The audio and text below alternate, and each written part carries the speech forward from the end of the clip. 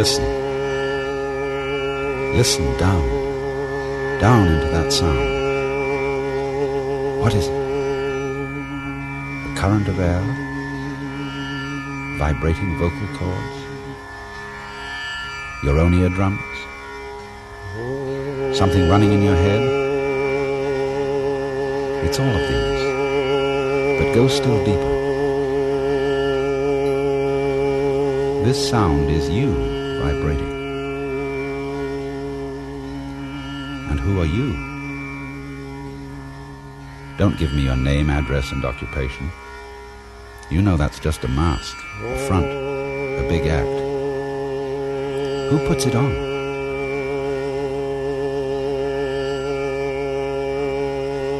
Who puts it on? Your body? What an act that is. And who puts that on?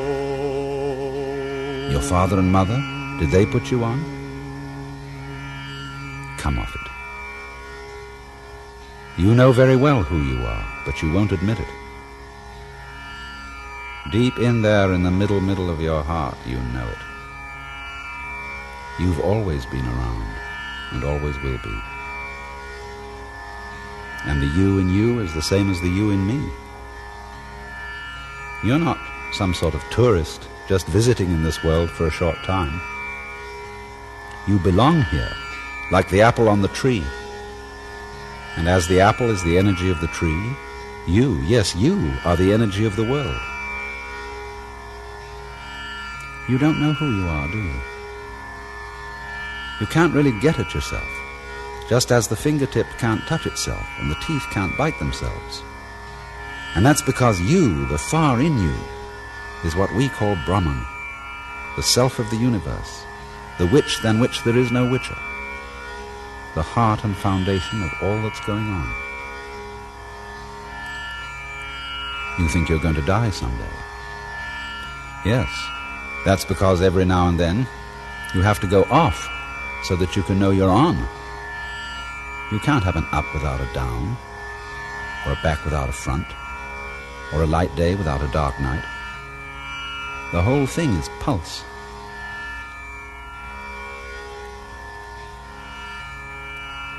So what are you doing, Brahman? You're playing on and off with yourself, hide and seek with yourself. You're just passing eternal time with adventure. You forget who you are, really. Every now and then, you make like you're just a John Doe or a Mary Smith, or a butterfly, or a worm, or a star, and that you're lost in the middle of a big, big outside world that isn't you, that you don't understand and that you don't control. Of course. There has to be something else, something other, to bring out the feeling that you are you. And so that you can feel really you, that outside world has to feel really strange, different, weird. You old trickster. Deep down in, you know the whole bit. And therefore what you want is a surprise. So you have to let things get out of control.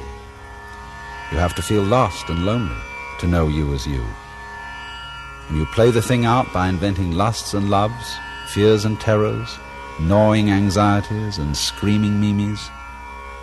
Also you can imagine, it's not really me, it's it that runs the show.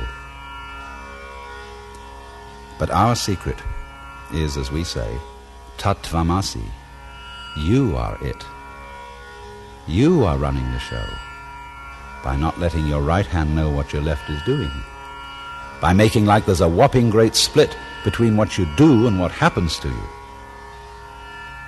And this is what we call Maya, the great illusion, and Leela, the play, the big act. And you don't just play your game with such simple elements as on and off, black and white, or life and death. To seem as real can be, this world that you are playing must be so complicated that you can't figure it out. Especially if you're using figures to figure it. So, between black and white, there is the whole range of colors. Between thunder and silence, the whole scale of tones. And between something and nothing, between a smashing fist on the face and trying to touch air, there are all the textures of feeling. Burning, throbbing, pushing, hugging, fondling, tickling, kissing, brushing, and light wind on the skin. Your world is all these elements, of light and sound, of taste, smell, and touch, woven together in many dimensions on the fabulous loom of your brain. Your brain, the most complicated thing in the world, which you yourself grew without even thinking about it.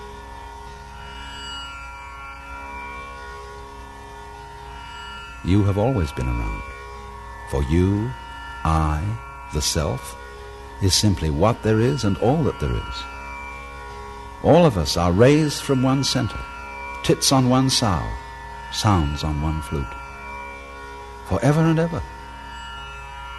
But it doesn't get monotonous, boring, because we keep forgetting it. We keep the ons on by putting offs between them. How big is it? And how long is on? And how long off? Don't take these figures literally, for their purpose is just to give an idea of vastness. We say that man, human life, is a dance that lasts for 4,320,000 years. And of course there are all sorts of other dances going on at the same time with their own rhythms. Star dances, rock dances, fish dances, insect dances, plant dances, and strange animal scenes like crocodile dances, elephant dances. The human dance runs for 4,320,000 years, a span of time that we call a kalpa. Before it begins and after it ends, there is always another kalpa, or off period of rest, during which the self is simply the self and doesn't pretend to be this me or that you. We call this rest period the pralaya. Peace, uninvolvement, pure bliss.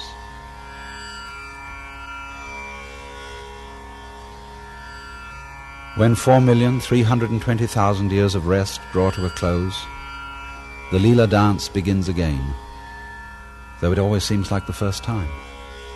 Every day is today. And then, through many centuries, through many pulses of waking and sleeping, life and death, you stretch your world out through a span of time that varies in mood like the rainbow, running from purple to red, from royal delight to destruction and fire. For as there is no purple without red, there is no pleasure without pain. There are thus 4 great divisions of the kalpa. We call each one a yuga, and name them after the 4 throws in the Hindu game of dice. Krita, the perfect throw of 4. Treta, the slightly imperfect throw of 3. Dvapara, the throw of 2. And Kali, the worst throw of 1. And so the first period, the Krita Yuga, runs for 1,728,000 years, during which the whole world is as perfect as a fresh flower and as unblemished as the skin of a young girl. The second period, the Treta Yuga, is a little shorter. It runs for 1,296,000 years, during which a small element of evil and decay comes into life, and the tips of the petals are very slightly brown. The third period is the Dvapara Yuga, running for 864,000 years. The syllable Dva in Dvapara means 2, double or dual, so that in this age the powers of good and evil are equally balanced. The fourth period is Kali Yuga, running for only 432,000 years, in which the power of evil and destruction takes over. At the end, your eternal self takes the form of Shiva, the Lord of renewal through death, blue-bodied and 10-armed with a necklace of skulls, but with one hand in the gesture called Fear Not, as a reminder that all this is in illusion and play. And then Shiva dances the Tandava dance, the dance of fire in which the material world is destroyed, and the self returns to the state of pralaya, of peace, uninvolvement, and pure bliss. All this goes on forever, through kalpa after kalpa after kalpa, and not only in this visible world that we call the universe. For this universe that we know is only a speck of dust in another universe, and all the specks of dust in this universe that we know contain minute universes without measure, boundless inward in the atom, boundless outward in the whole. However vast, however incomprehensible, however terrifying this entire display may seem to be, all of it is at root your own inmost self, the self which you cannot touch or see or pin down or control, because it's too close, too near, right in the middle of everything, because it's you.